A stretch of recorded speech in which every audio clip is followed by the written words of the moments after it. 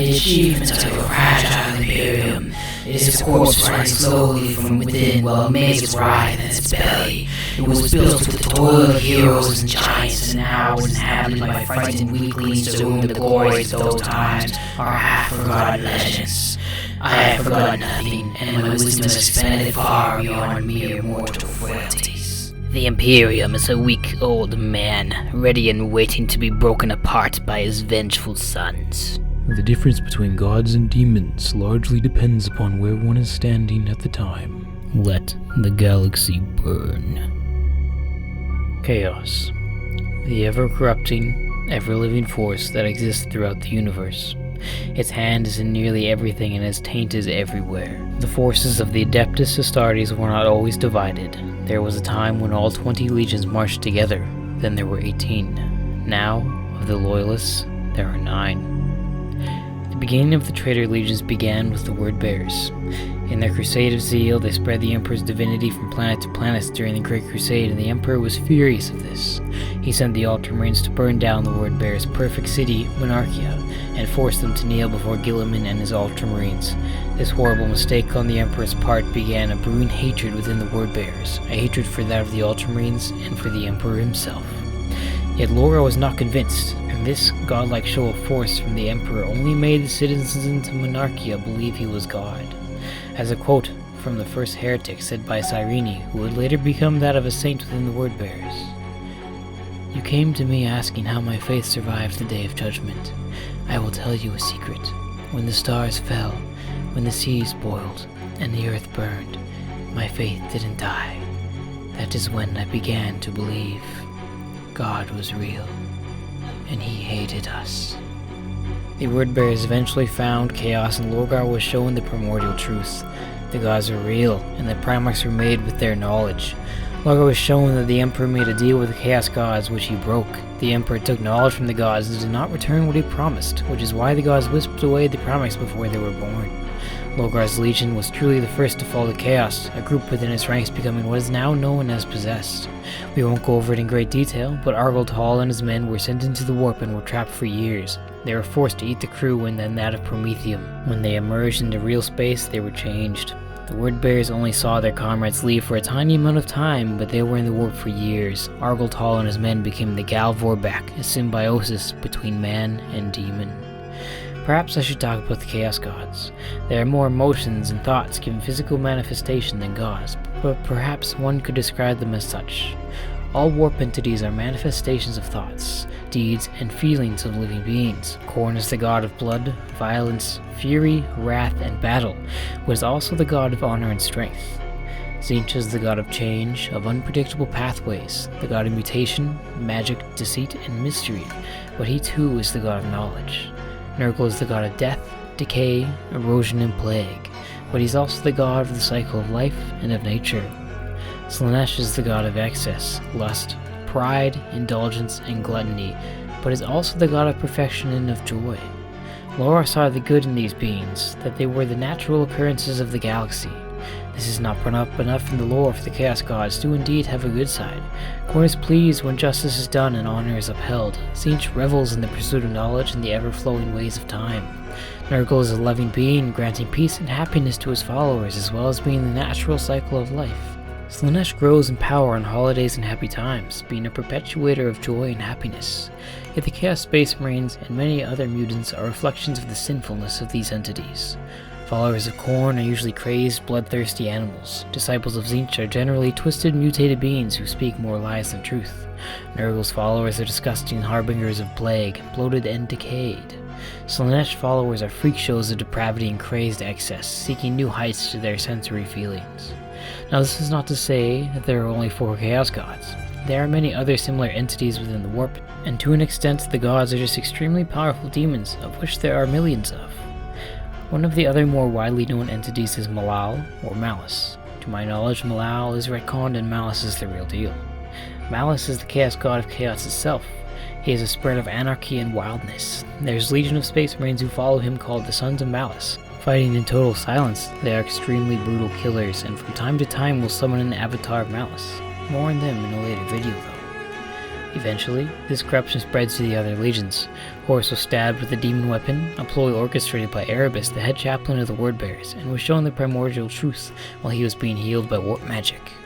Erebus and Lorgar eventually convinced him to rebel against the Emperor, and this in turn led to the Horus Heresy.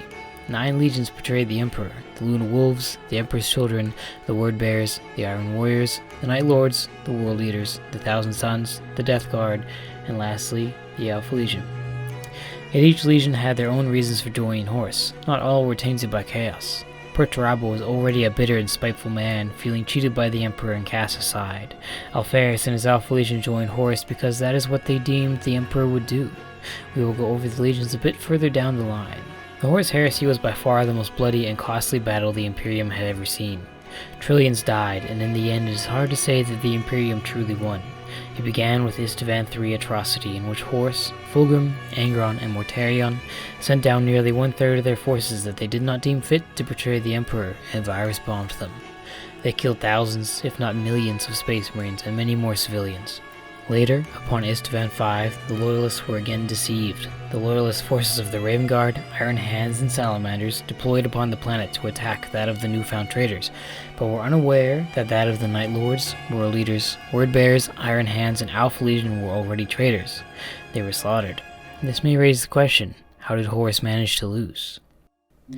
It is hard to completely determine the reason, but a large reason was that many of the legions were now fractured and unorganized due to the taint of chaos. Most of the Emperor's children were reduced to crazed drug addicts, while the World Eaters, although admittedly they didn't need much of a push, were insane killing machines unable to perceive most tactics. The majority of the Thousand Sons were reduced to dust automatons, and their Primarch's back was broken by Leman Russ. But overall, perhaps it was just the pride of Horus that was his downfall. I personally think the traitors should have at least gotten closer to winning, since they were only actually fighting 3 Space Marine legions upon Terra and greatly outnumbered them. But it is what it is. After the Siege of Terra, the traitor legions were forced to flee into the warp and were all but scattered. All cohesion was lost and they began to fight each other. Legions split into warbands and infighting became a norm. Many of the traitor primarchs were missing or dead. Alpharius died at Dorn's hand, although you can never truly kill Alpharius, for he is almost more of an idea, as well as sharing a soul with Omegon, who still lives. Fulgrim resided to a pleasure planet, Perturabo was turned into a demon lord and became even more of a sulk than before, Horus was dead, and the list goes on. Yet the Chaos Space Marines are still an incredible threat to the Imperium. Though unorganized, many warriors are thousands of years old, being veterans of the Horus Heresy. The Loyalists, on the other hand, have almost no Space Marines left from the Horus Heresy, only a few remaining, such as Dante, Bjorn the Fell-Handed, and until recently, Sigismund. This makes facing a Chaos Space Marine an incredibly one-sided battle for most Loyalist Marines. Most Space Marines of the Imperium are used to fighting that of Orcs or other Xenos, so when matched against one of their much older traitor brethren, they are sorely disadvantaged. Let's go over a few major Chaos Legions. I'd love to go over all of them today, but to keep this video under 40 minutes, I'll just go over 6 of them. First, let's talk about the legions that strictly follow a single Chaos God, starting with the World Eaters. The World Eaters are a legion of insane, bloodthirsty lunatics. They are obsessed with slaughter and find extreme joy in battle. They are skilled melee fighters and some of the most fearless troops in the galaxy. They usually chant, "Blood for the Blood God, skulls for the Skull Throne, let the galaxy burn." They are a terrifying enemy, and although they usually lack direction and strategy, the only way they need is forwards. They are worshippers of Khorne, and as a result hate all Psykers and have none in their warbands. They are led by their Primarch, now Demon Primarch, Angron. Angron was already somewhat of a crazed animal, and his story is one of sadness in the world of Warhammer. In fact, the entire World Eater's downfall is quite saddening, but that's for another video. Angron ascended into a demon prince during the Horus Heresy, and ever since he has sought incredible destruction. Another very important world leader is Kharn the Betrayer. Leading his own warband called the Butcher Horde, he got his name from going on a killing spree of his own troops near the end of the heresy, for Khorne cares not from where the blood flows. He is the greatest champion of Khorne and has a kill tally that blows any Space Marine out of the water.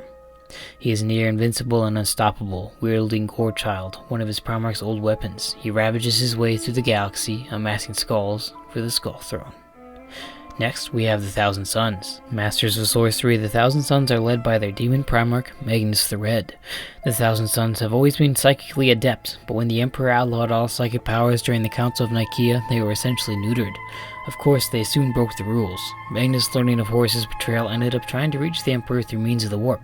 He was tricked by Tzeentch to break down the Emperor's protective barrier and arrived within the palace, along with thousands of demons. The Emperor, enraged, took no heed to Magnus's word and unleashed the wolves upon Prospero, the Legion's homeworld. The wolves ended up destroying Prospero, and the chief sorcerer Ahriman enacted the Rite of the Rubric and turned all but the strongest of the Legion psychers into automatons of dust.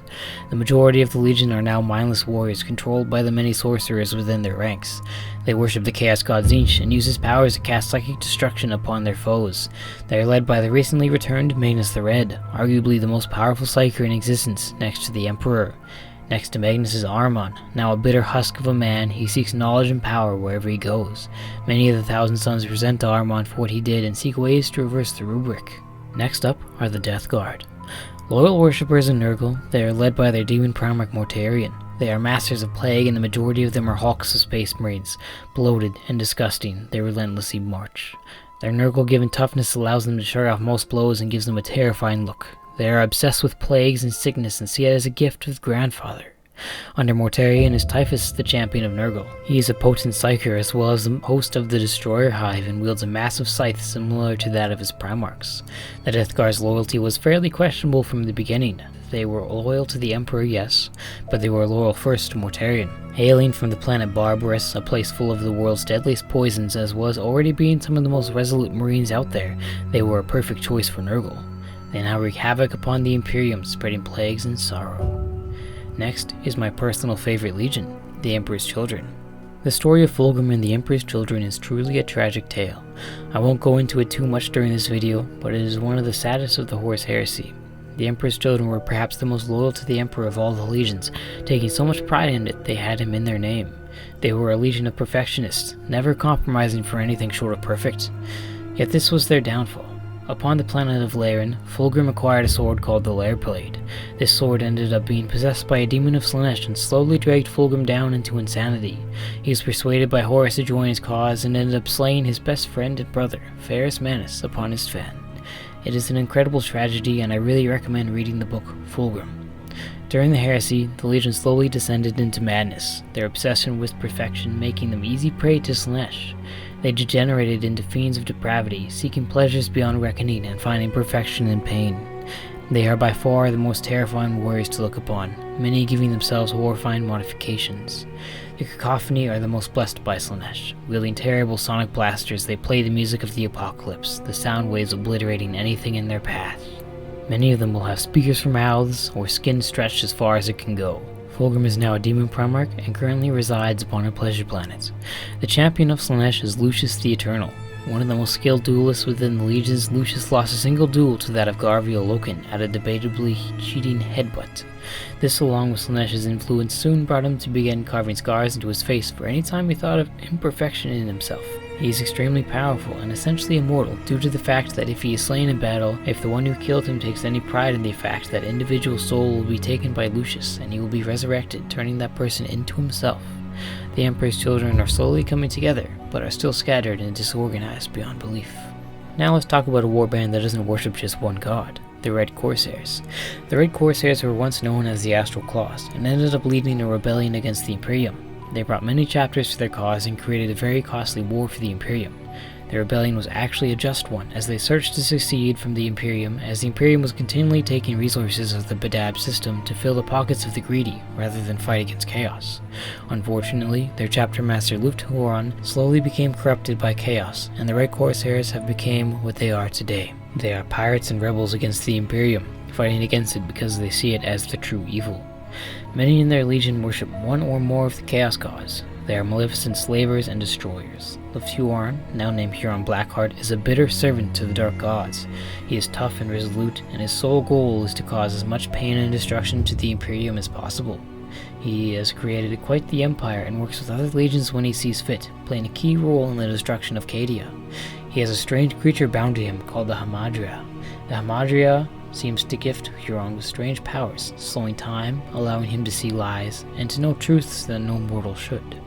Huron is sported to an array of mechanical enhancements and is almost as tough and unkillable as that of a Death Guard. Lastly, let's take a look at the Alpha Legion. The Alpha Legion was, and still is, the most mysterious legion that exists. They are masters of deceit and misdirection, and perhaps the most tactically genius of all the legions, Loyalist or Traitor. Used as assassins and spies during the Great Crusade, the other legions did not even know of them until partway through the Crusade, when their Primarch Alpharius decided to show the legion to his brother Lionel Johnson. Yet even then, Alpharius did not show himself. Alpharius was secretly the first Primarch found by the Emperor, and he was last, for there are two Primarchs of the Alpha Legion, Alpharius and Omegon, twin brothers who shared the same soul.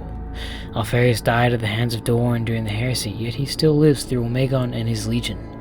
The large majority of the Alpha Legion underwent cosmetic surgeries to look identical to their gene father. To outsiders, they also all took up the name of Alpharius. This allowed the real Alpharius to move freely through his legions, undetected by all. Outside of the Alpha Legion, not a soul but for the Emperor even knows Omegon exists. During the Horus Heresy, the Alpha Legion sided with Horus, but this was not for the Chaos Gods, or even out of spite for the Emperor. In fact, they believed they were still loyal to the Imperium. The large majority of them now are but a shadow of what they used to be, and are more just rebels, but many are still true to the original plan. Alpharius and Omegon were shown a vision by the perpetual Xenos group known as the Cabal. They were showing the galaxy of Horus Lost. They were showing the galaxy of the 41st millennium as you know it today. Suffering, eternal war, never-ending strife and destruction, technological degradation. Chaos, reigning all-powerful. They were given two options: fight against Horus and see the galaxy become this horror, or side with Horus and prevent this. For if Horus was to win, the forces of Chaos would wipe out humanity and then themselves, erasing the large majority of the power source of the Chaos Gods. Alpharius did what he thought the Emperor would do, and took the side of Horus to destroy Chaos. There are rumors that Omegon was not wholly on board, but like many things of the Alpha Legion, this is unknown. The Alpha Legion eventually stole gene technology from the Raven Guard, giving them the ability to rapidly create Space Marines as well as making what are essentially Primaris Marines. This makes most Legionnaires expendable tools for the mission. Alpharius is not truly dead, for Omegon still lives, and Alpharius is almost more of an idea than truly one being. The Alpha Legion are scattered today, and many seek to find Omegon and become what they once were. As you can see, there's a ton still left to talk about with the Forces of Chaos, so comment below if you'd like to hear more, or if you'd like me to focus on a single warband or legion.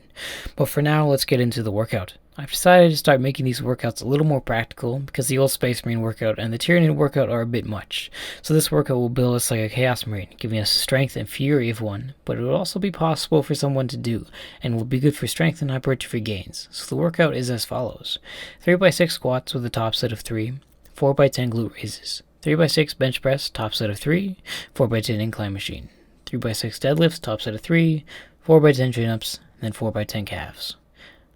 Let's get into it.